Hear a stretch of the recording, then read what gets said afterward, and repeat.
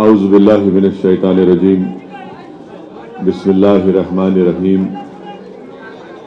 अस्सलामु अलैकुम व रहमतुल्लाहि व बरकातहू।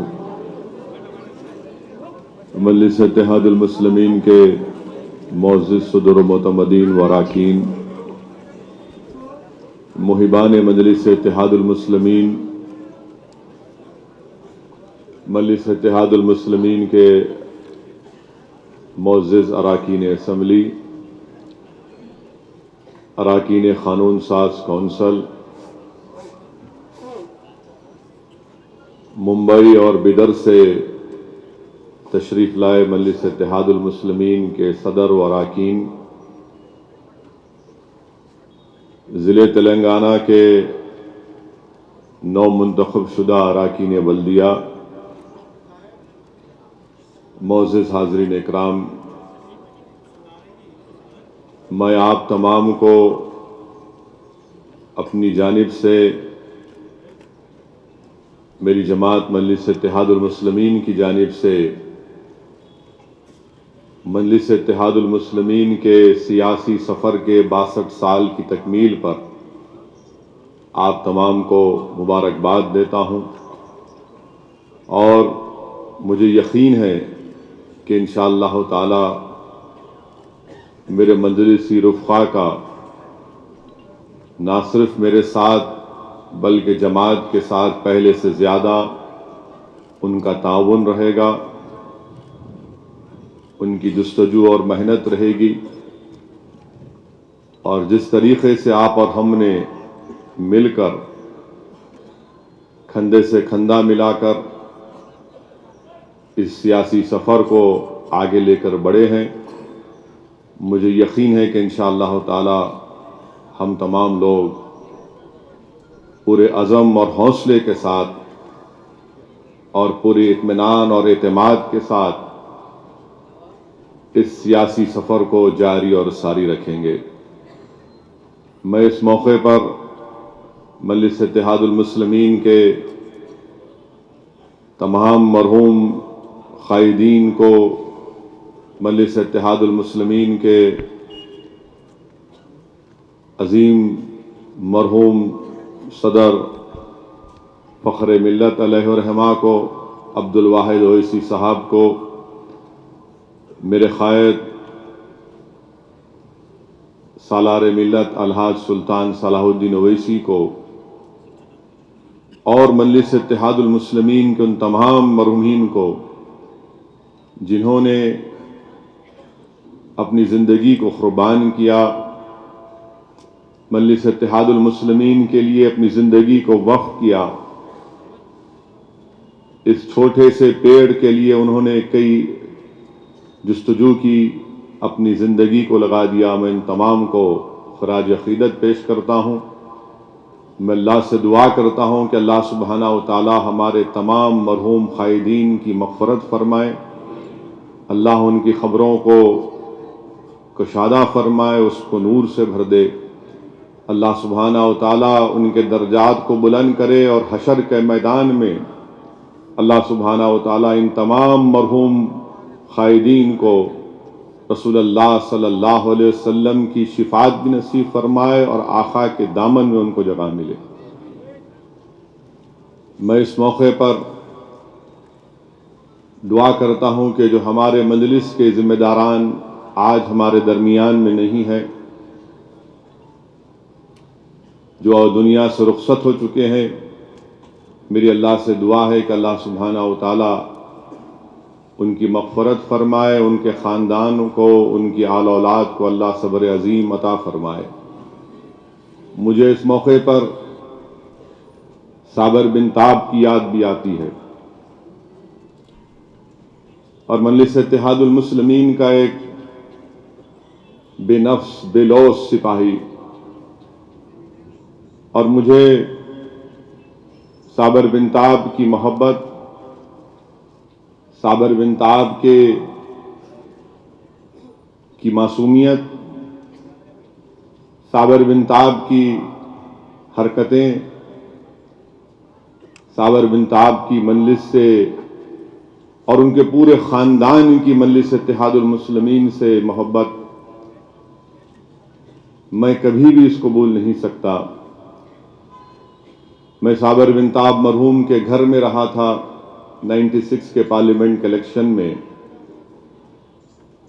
मैं उस घर में करीब 15-20 दिन मुझे क़याम करने का मौका मिला और मैंने देखा बड़ी करीब से साबर बिन ताब को। आज साबिर हमारे दरमियान में नहीं है। मुझे यकीन है कि अल्लाह सुब्हाना व तआला, हम तमाम गुनाहगार हैं, हम कोई फरिश्ते नहीं हैं, ना हम अपने आप को वली होने का दावा पेश करते हैं। हम तो रोज़ गलती करते हैं, अल्लाह से भीख मांगते हैं अल्लाह माफ़ कर दे। हम तो रोज़ अल्लाह से दुआ करते हैं कि अल्लाह सही रास्ते पर हमको चला। मुझे यकीन है कि अल्लाह सुब्हाना व तआला साबर बिन ताब की जो मजलिस इत्तेहादुल मुस्लिमीन के लिए जो खिदमात थी, अल्लाह उसको कबूल फरमाएगा और अल्लाह सुब्हाना व तआला इनको इनकी खबर में भी और इंशाअल्लाह आखिरत में भी उनको इनका सिला देगा। आज हमारे दरमियान में किशनबाग के मरहूम शफी साहब भी नहीं है।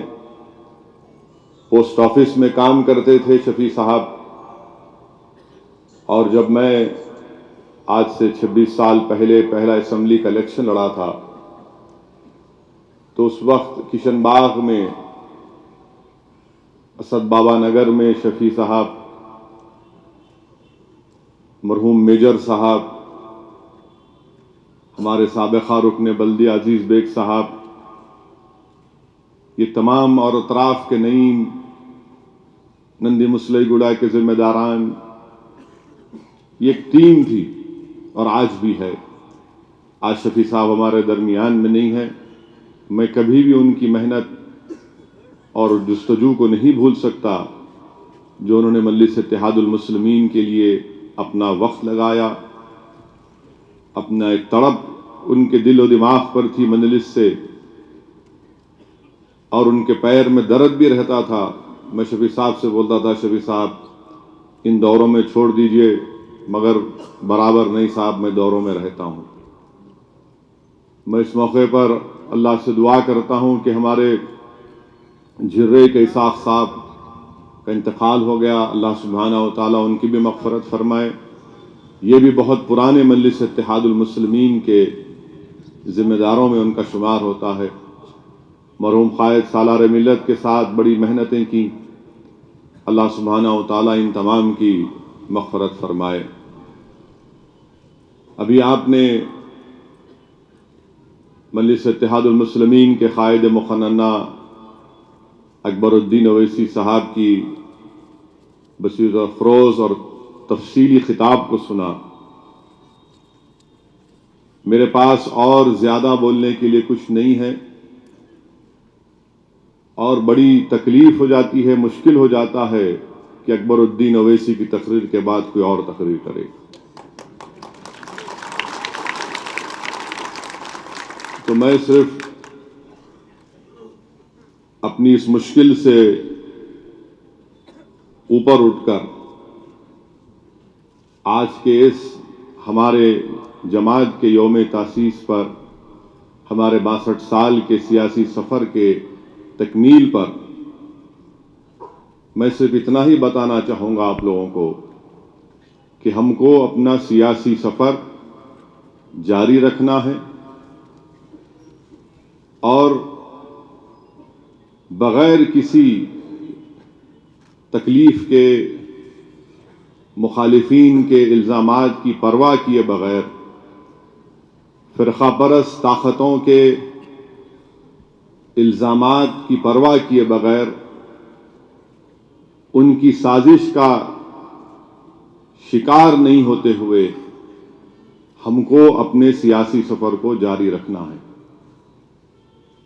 मजलिस इत्तेहादुल मुस्लिमीन सिर्फ एक सियासी जमात नहीं है। मजलिस इत्तेहादुल मुस्लिमीन एक सोच बन चुकी है।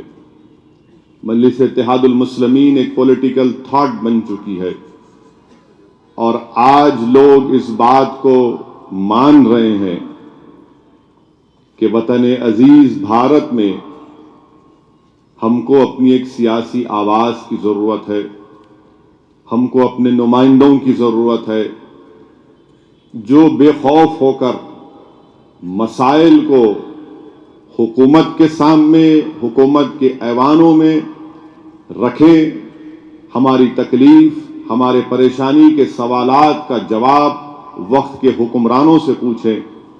ये एक मुस्बित सोच पूरी मुल्क में पैदा हो चुकी है मजलिस इत्तेहादुल मुस्लिमीन के लिए। इसीलिए हमको और आपको पहले से ज्यादा मेहनत करने की जरूरत है। और अल्हम्दुलिल्लाह तेलंगाना में हालिया बल्दिया के इंतखाबात में मजलिस इत्तेहादुल मुस्लिमीन का एक तारीखी परफॉर्मेंस रहा, बेहतरीन परफॉर्मेंस रहा। मैं मुबारकबाद देता हूं, शुक्रिया अदा करता हूं मजलिस इत्तेहादुल मुस्लिमीन के अजला के, उन तमाम ज़िले के, उस शहर के सदर मोतमदीन का कि हम तमाम ने मिलकर मेहनत की और हमने ना सिर्फ कांग्रेस बीजेपी को शिकस्त दी बल्कि हमने बाज़ मुकामात पर टीआरएस से भी मुकाबला किया और उनके उम्मीदवारों को भी हराया। ये आसान काम नहीं था कि एक बरसर इख्तदार जमात के सामने मजलिस का एक उम्मीदवार जिसके पास उतनी ताकत नहीं है, उतने वसाइल नहीं है जो बरसर इख्तदार जमात के उम्मीदवार के पास थे, मगर सख्त मुकाबला किया और उन तमाम सियासी जमातों के दांत खट्टे कर दिए और उनको बताया कि जब मजलिस इत्तेहादुल मुस्लिमीन का जिम्मेदार रुकन मेंबर मुहिब जब मैदान में उतरकर जमात के परचम को उठाता है तो मैदान में जब हम उतरते हैं तो मुकाबले के लिए जो हमारे सामने आता है हम उसकी ताकत, उसके वसाइल की परवाह किए बगैर अपने जमात के पैगाम को और जमात की कामयाबी के लिए हम मेहनत और जुस्तजू करते हैं। ये खिराज अकीदत हम पेश कर सकते हैं हमारे बुजुर्गों को कि जो चीज़ उन्होंने हमारी आदत में पैदा कर दी, जो हमारी फितरत में पैदा हो गया कि हमने अपने बुजुर्गों को बेलौस मोहब्बत और मेहनत करते हुए देखा। आज अल्हम्दुलिल्लाह मजलिस इत्तेहादुल मुस्लिमीन, हमारे बुजुर्गों ने जो मेहनत की, इस जमात की बुनियादों को मजबूत किया। हम ना सिर्फ अपनी बुनियाद को और मुस्तहकम करेंगे बल्कि इस बुनियाद पर इंशाअल्लाह ताला एक आलीशान इमारत को तामीर करेंगे और उस इमारत की ईंटों में हमारा खून भी शामिल होगा, हमारे आंसू भी शामिल होंगे, हमारे अरमान भी शामिल होंगे, हमारे ख्वाबों को हम पूरा करेंगे और अगर जरूरत पड़ी तो हम अपना हर चीज उस इमारत की तामीर के लिए अपना कुर्बान कर देंगे। वो इमारत क्या है? वो इमारत यह है कि हमारी सियासी ताकत और हमारी सियासी पहचान, जो भारत की जमहूरियत हमको इस बात की इजाजत देती है। मेरे अजीज दोस्तों और बुजुर्गों, एक और बात मैं आपके सामने रखना जरूरी समझता हूं क्योंकि मुझे यहां से इस हमारे जमात के जलसे को ख़त्म करने के बाद मुझे फ़ौरन गुंटूर को जाना है। वहाँ पर जलसा है CAA NPR NRC के ख़िलाफ़। फिर वहाँ से वापस आकर कल सुबह में इंशाअल्लाह दिल्ली जाना है और पार्लियामेंट में दिल्ली की बर्बरियत के सिलसिले में आवाज़ को उठाना है। तो मुझे थोड़े से मौके में अपनी बात को, वक्त में अपनी बात को रखकर मैं अपनी तकरीर को ख़त्म कर दूंगा। आप जानते हैं कि मजलिस इत्तेहादुल मुस्लिमीन ने हमेशा बेखौफ होकर हक़ को बयान किया है और मैं साफ तौर से कहना चाह रहा हूं कि हम किसी के महकूम या गुलाम नहीं हैं। हम किसी के महकूम या गुलाम नहीं हैं, बल्कि मैं अपना ये मजहबी फरीजा समझता हूं अपना इंसानी फरीजा समझता हूं, अपना मुल्की फरीजा समझता हूं कि जो कुछ दिल्ली में हुआ है उसके बारे में आपके सामने बयान करूं। और मेरे बयान करने का मकसद आप नहीं है, बल्कि मेरे बयान करने का मकसद यह है कि भारत के वजीर आजम की कानों तक ये बात पहुंच सके। मेरे बयान करने का मकसद ये है कि भारत के वजीर आजम के सीने में जो दिल है उसकी धड़कनों में जरा हमारी तकलीफ का भी इजहार पैदा हो जाए। मेरे बयान करने का मकसद आप नहीं है, बल्कि अब मैं जो बयान करने जा रहा हूं वो भारत के वजीर आजम के लिए बयान कर रहा हूं कि शायद तेरे दिल में उतर जाए मेरी बात।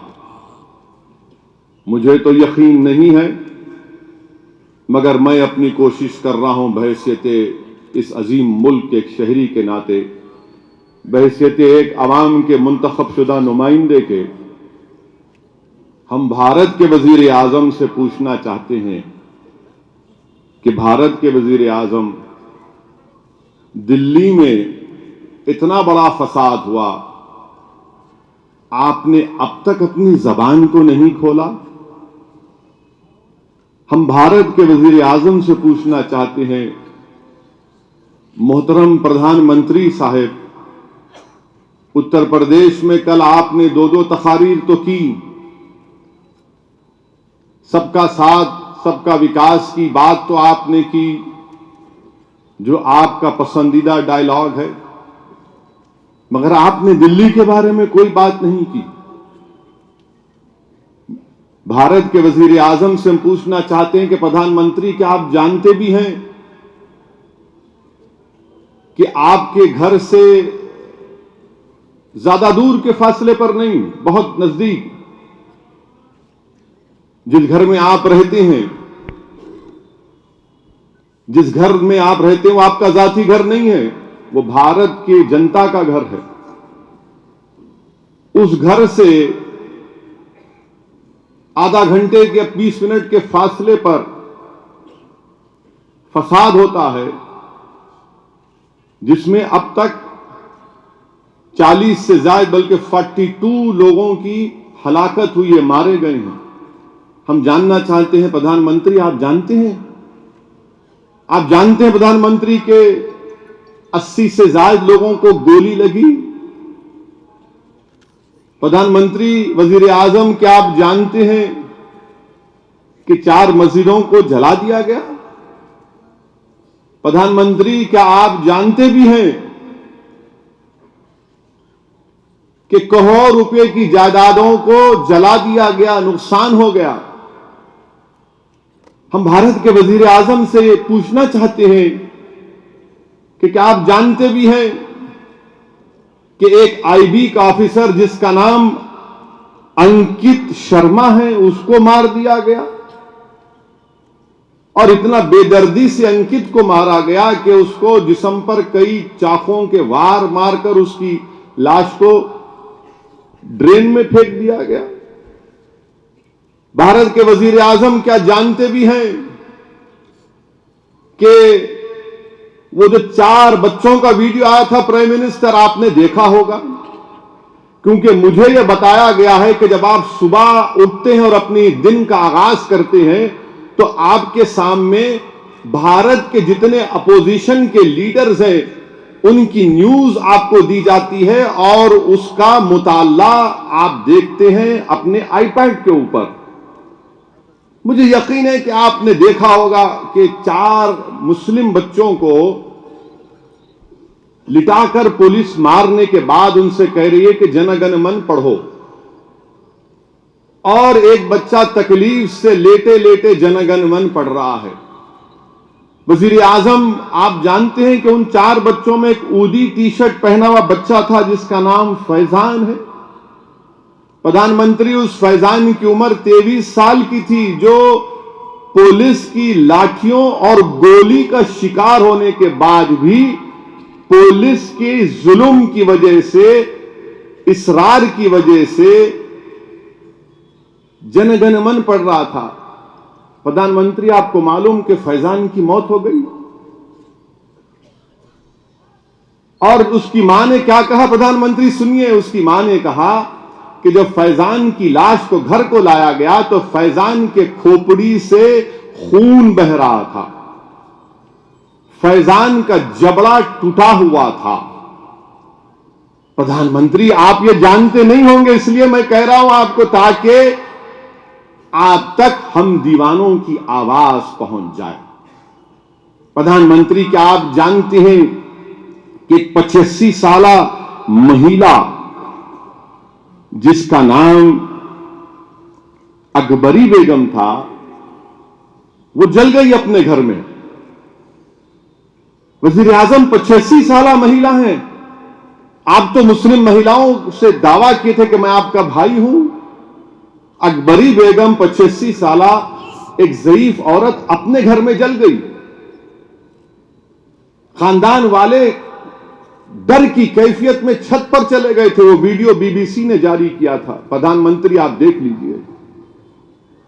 तो गड़बड़ में जब बाजू से सीढ़ी से उतारा गया तो हैबत और वहशत की वजह से लोगों ने भूल गया कि घर में एक ज़ईफ हमारी दादी भी है, मां भी है। बाद में मालूम हुआ कि अकबरी बेगम खत्म हो गई। प्रधानमंत्री, क्या आप जानते भी हैं कि एक आलोक तिवारी 24 साल के बच्चा मर गया? प्रधानमंत्री, क्या आप जानते हैं कि दिनेश कुमार 35 साल का एक ड्राइवर है, उसको मार दिया गया? वजीर आजम भारत, क्या आप जानते हैं कि वीर भान नामी एक भारत के शहरी के सर पे गोली मारी गई? तो जाकिर जो 26 साल का है, उसके भी सर पे गोली मारी गई।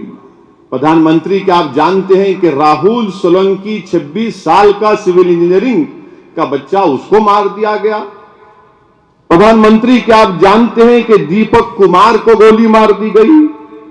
प्रधानमंत्री, क्या आप जानते हैं कि राहुल ठाकुर 23 साल का था, वो भी मार दिया गया? प्रधानमंत्री, क्या आप जानते हैं कि सुलेमान जो लोहारा था, वेल्डिंग का काम करता था, उसको मार दिया गया, उसकी दुकान जला दी गई?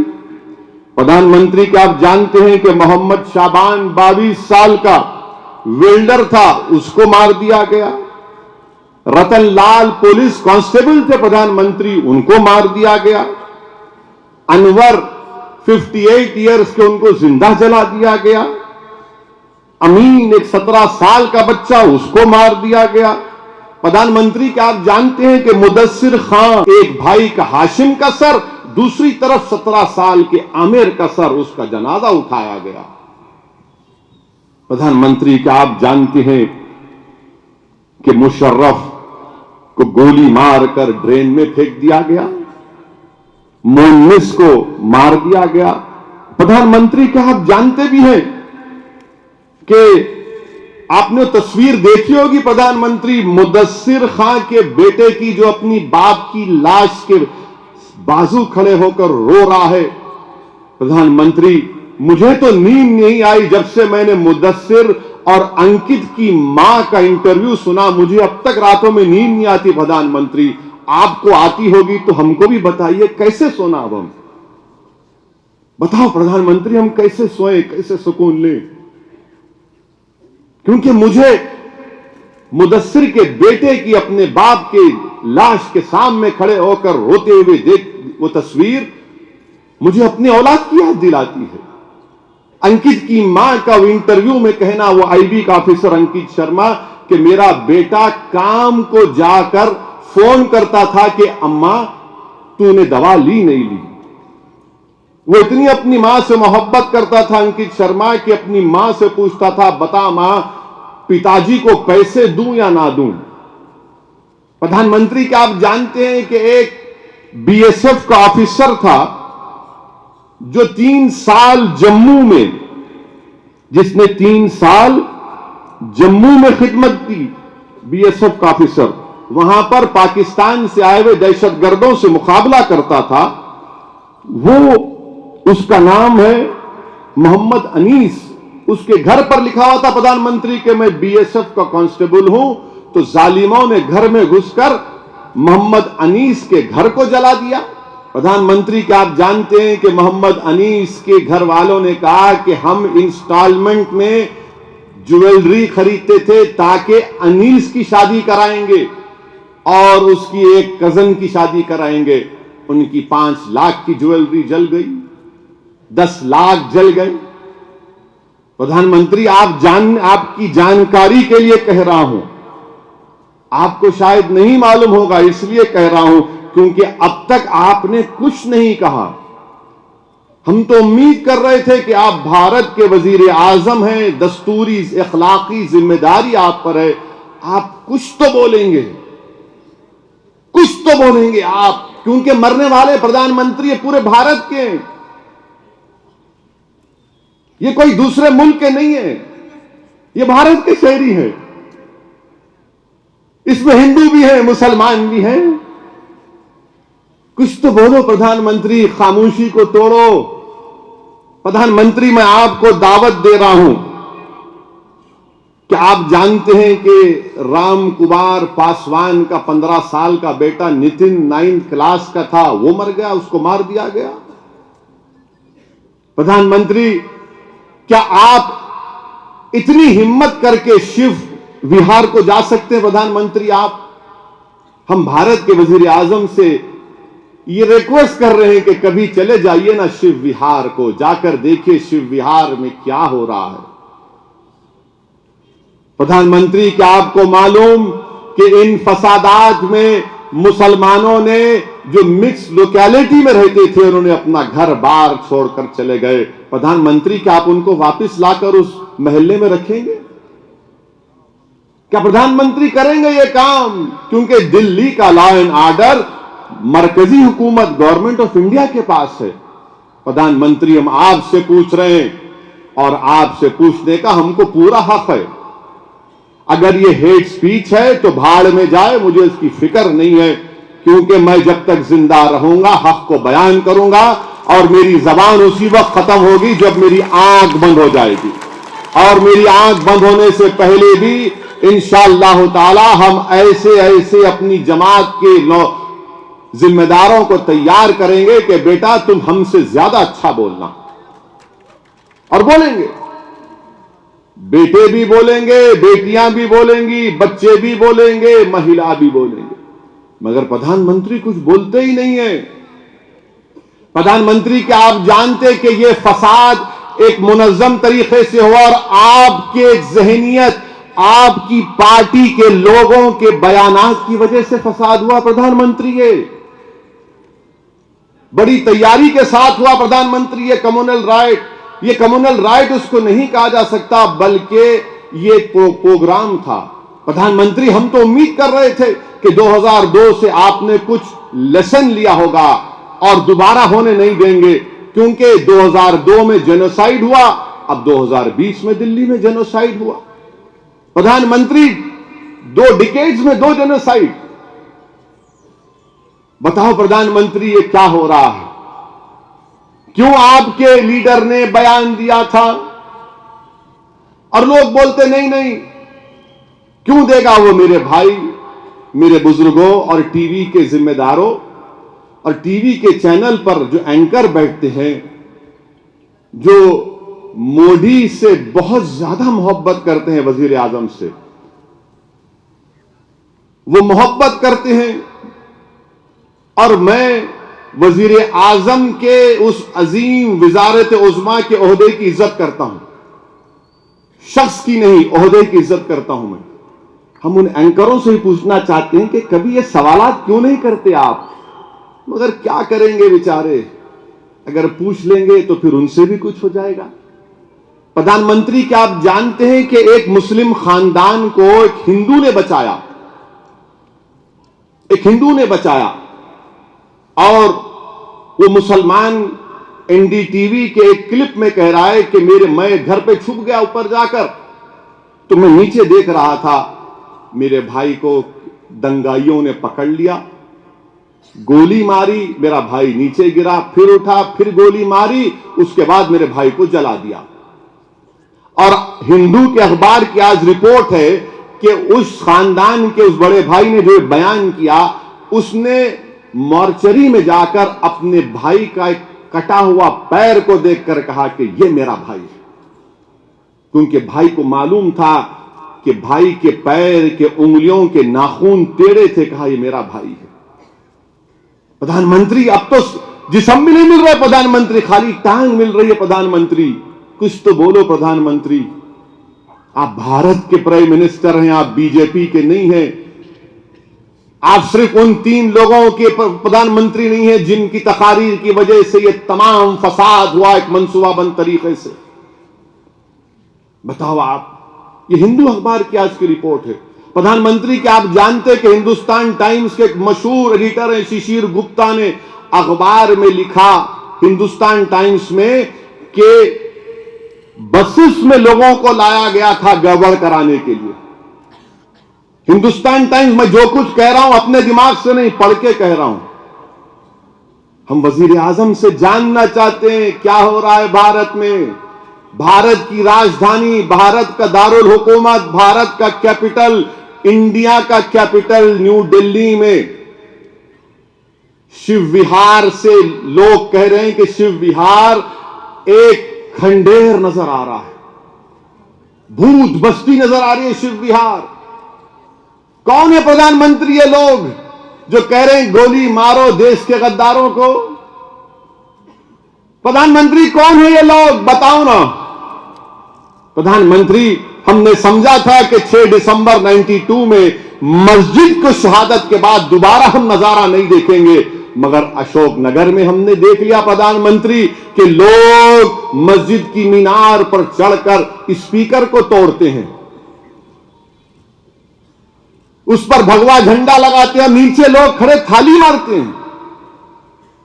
प्रधानमंत्री, टाइम्स ऑफ इंडिया के अखबार की रिपोर्ट है। क्या रिपोर्ट है? कि जब मुसलमानों की बस्तियों में मुसलमान आए थे एक मंदिर पर हमला करने के लिए, तो मुसलमानों ने ह्यूमन चेन बनाकर उस दुर्गा की मंदिर को बचाया।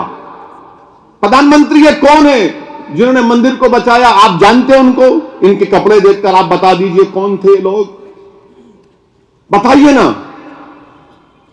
मेरे अजीज दोस्तों और बुजुर्गों, मुझे यकीन है कि प्रधानमंत्री कुछ बोलेंगे। एक 17 साल का बच्चा है प्रधानमंत्री, जिसका नाम हरीश सिंह है। जब गड़बड़ हुई तो एक मुसलमान के पड़ोसी था, उस मुसलमान ने उसकी गर्दन पकड़कर अंदर जा तू। उस हरीश सिंह के वालिद दिल्ली के ट्रांसपोर्ट में ड्राइवर है, उन्होंने फोन कर कर पूछा मेरा बेटा कैसा है? तो उस शख्स का नाम वहाब था।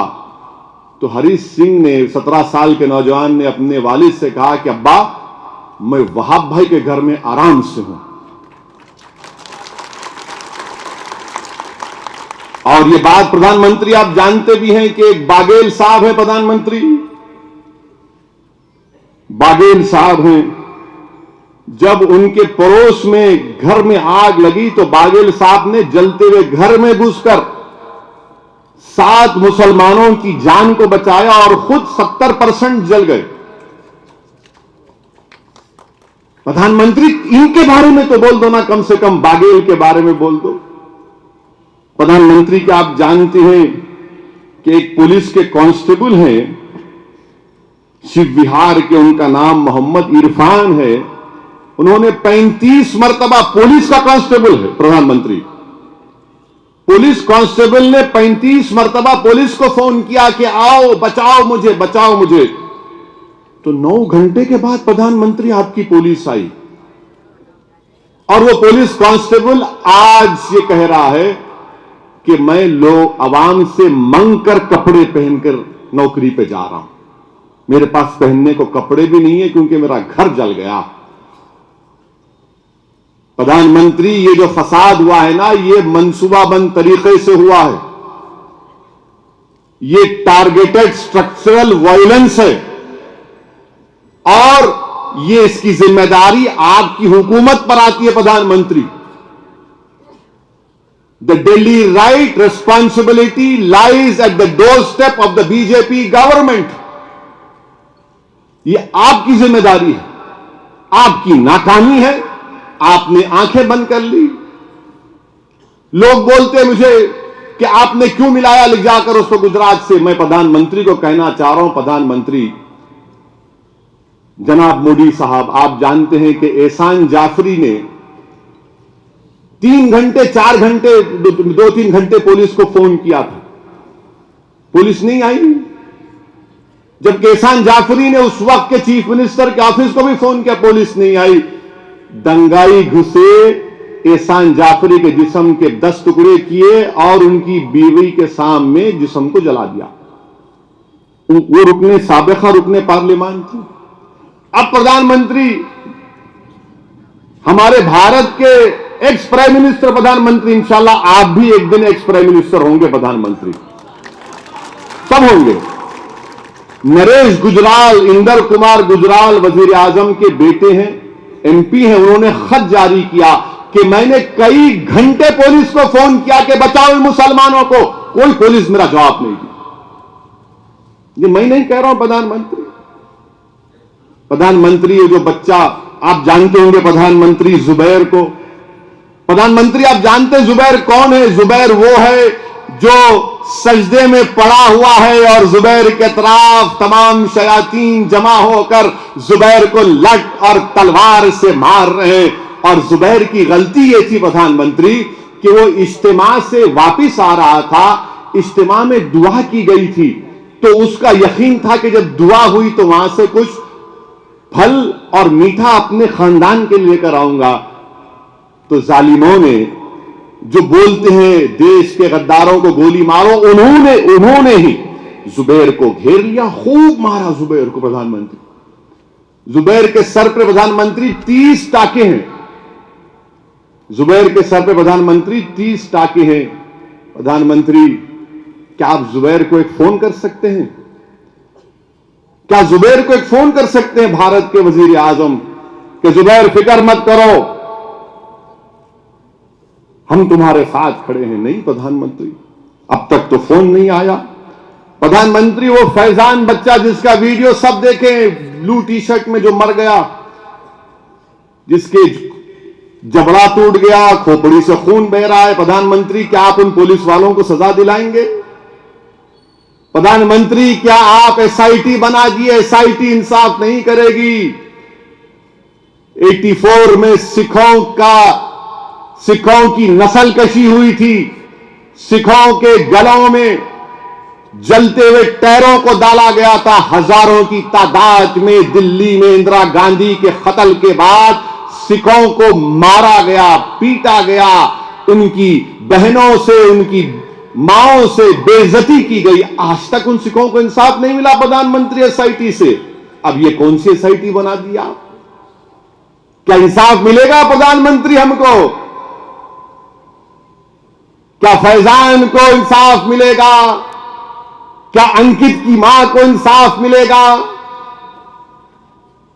जितने लोग मर गए उनको इंसाफ मिलेगा? क्या जालिम को इंसाफ मिलेगा प्रधानमंत्री, या मजलूम को मिलेगा इंसाफ?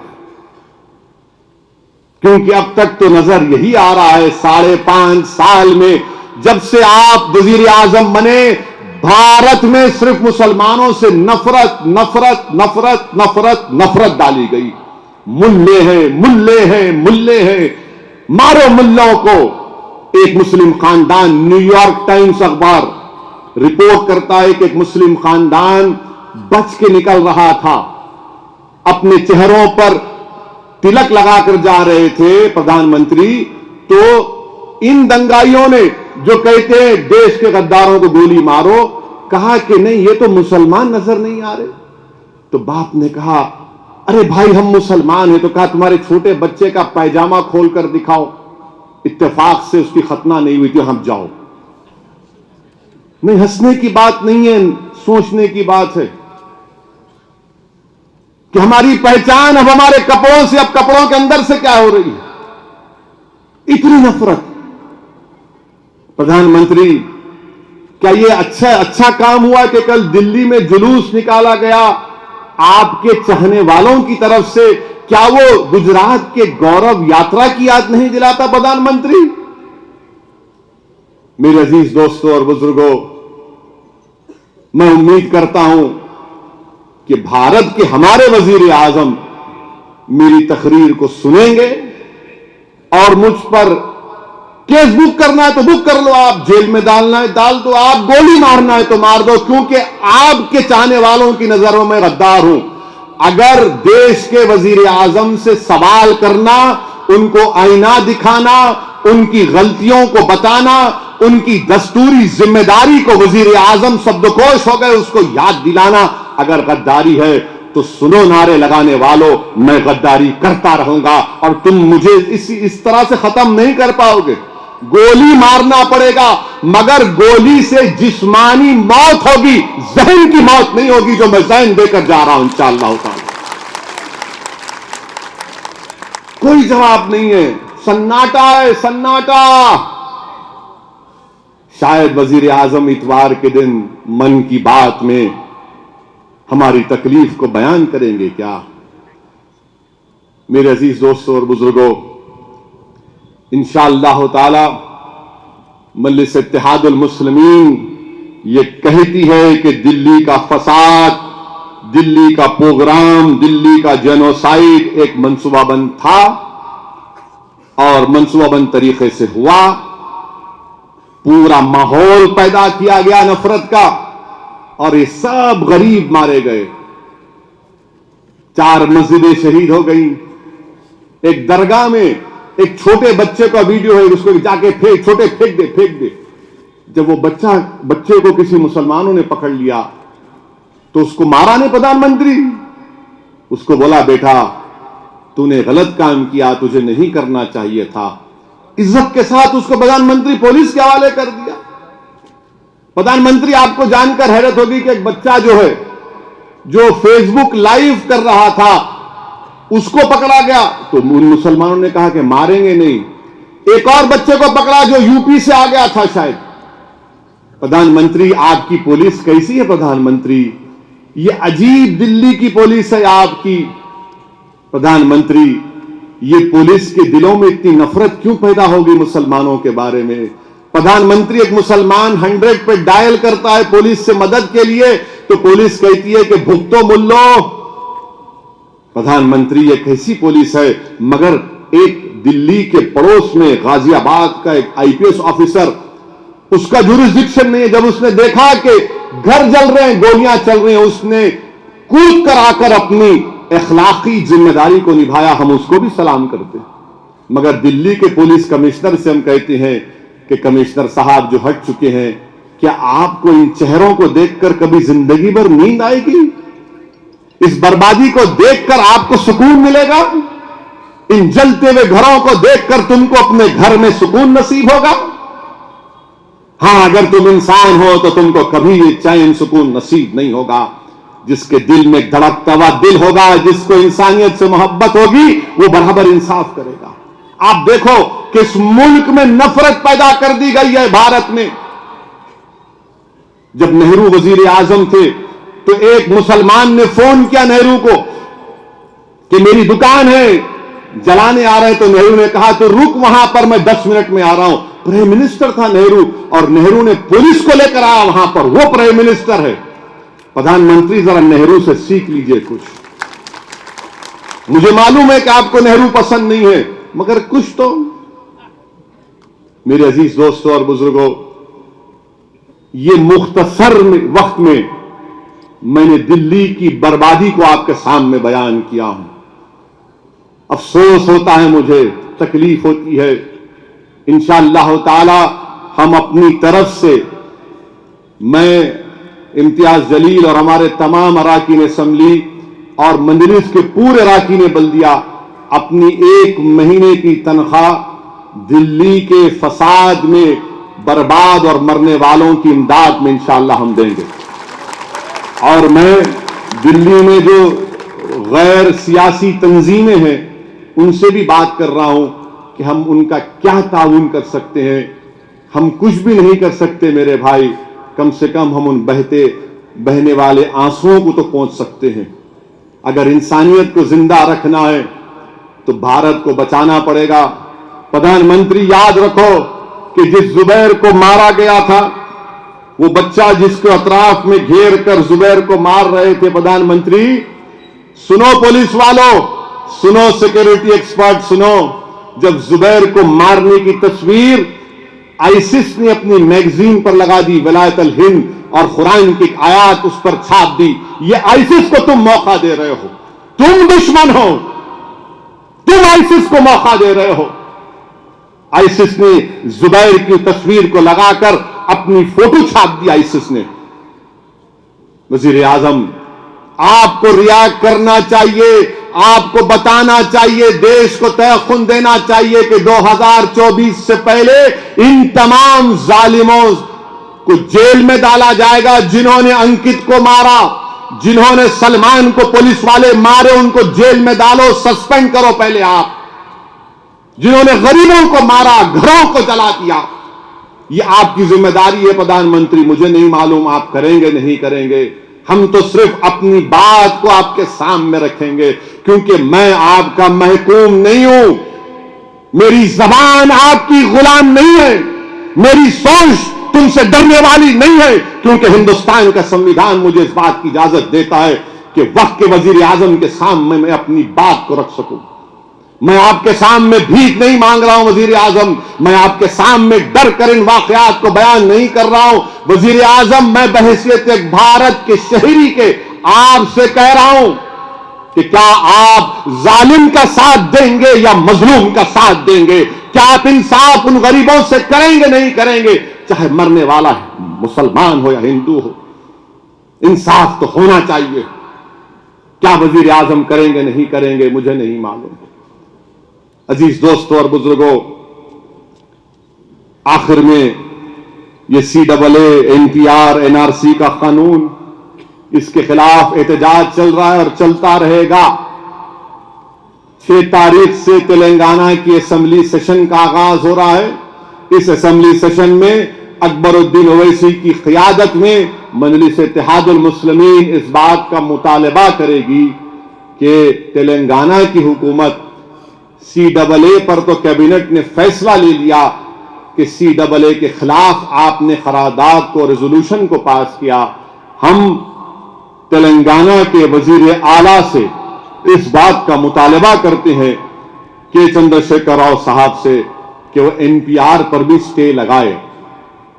NPR पर स्टे लगाने से ही गरीबों का फायदा होगा।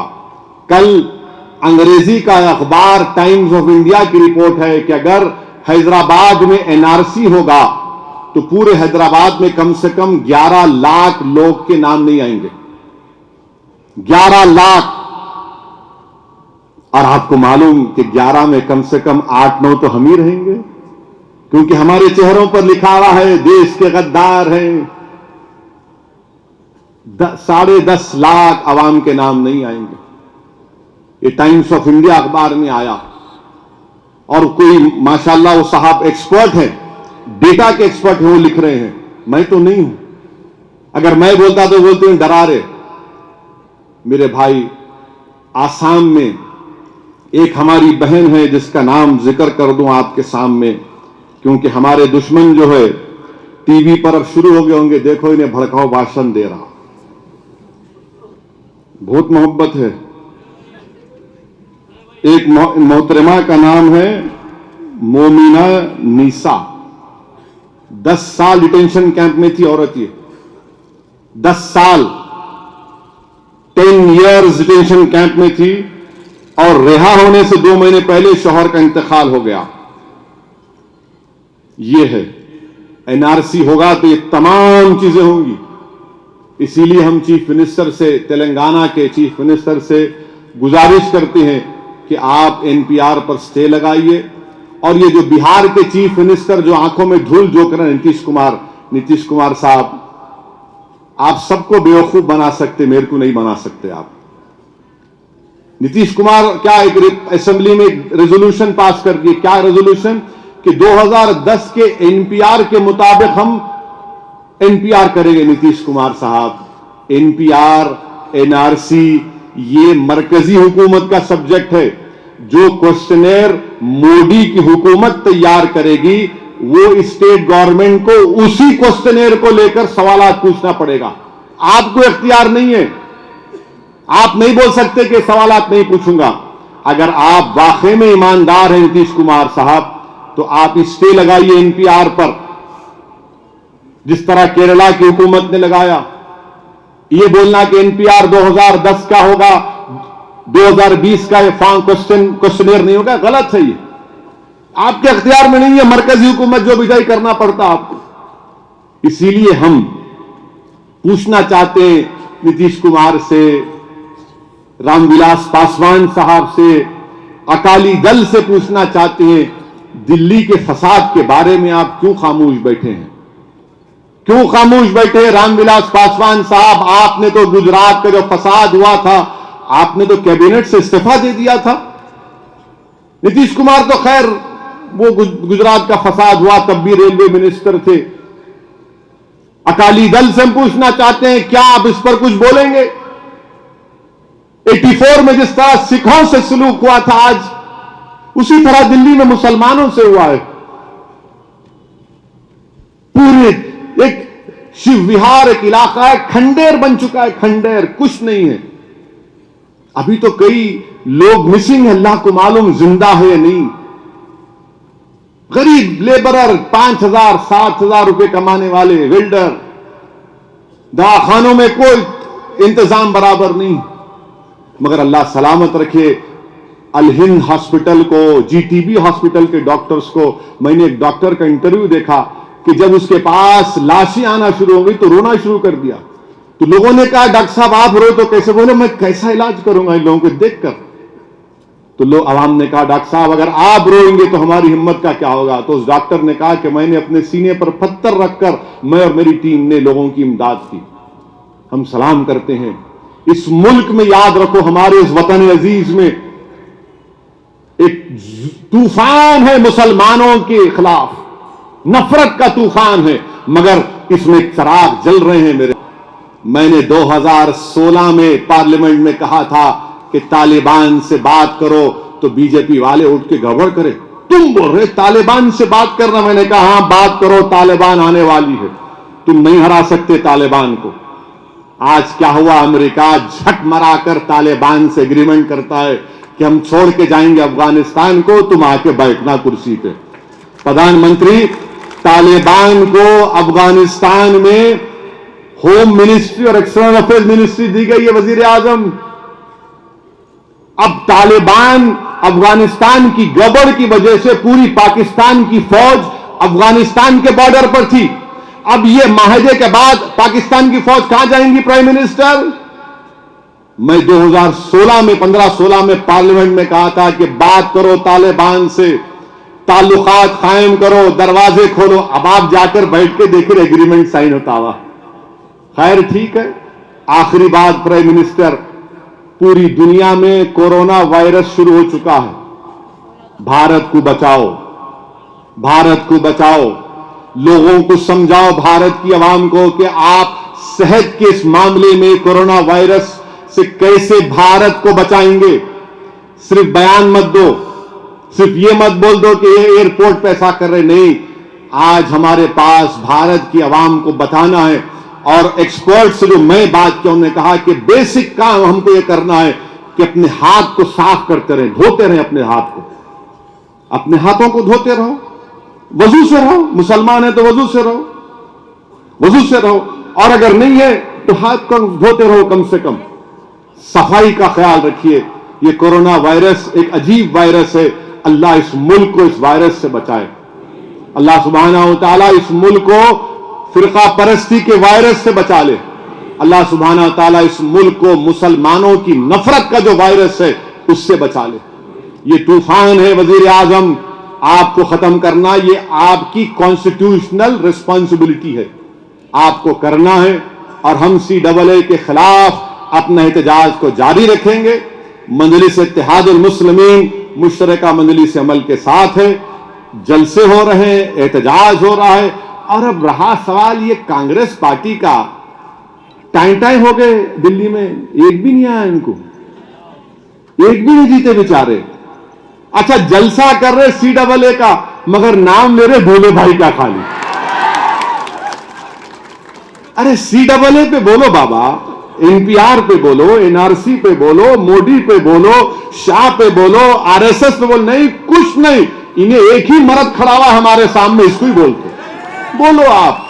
आपके जलसे में मजलिस का नाम लेना इस बात का सबूत है कि आपके दिलो दिमाग पर, आपकी रातों के ख्वाब में हम ही आते हैं। मुबारक हो आपको। अब आप नहीं उठने वाले हैं, आपसे नहीं होता। आपके सदर साहब तो नहीं मालूम भारत में नहीं है, वो भारत में नहीं है। खैर, हम तमाम जब मजलिस के जिम्मेदारों से अपील कर रहा हूं कि आने वाले दिनों में बल्दिया के इंतखाबात होने जा रहे हैं औरंगाबाद में, इसके लिए हमको तैयारी करना है। बिहार में असेंबली इंतखाबात होंगे, अख्तरुल ईमान की क़ियादत में हमको उसमें भी कामयाबी हासिल करना है। और फिर बल्दिया के हैदराबाद में इंतखाबात होंगे, हमको अपने परचम को बुलंद रखना है और मजलिस इत्तेहादुल मुस्लिमीन की सियासी बरतरी को बरकरार रखना है।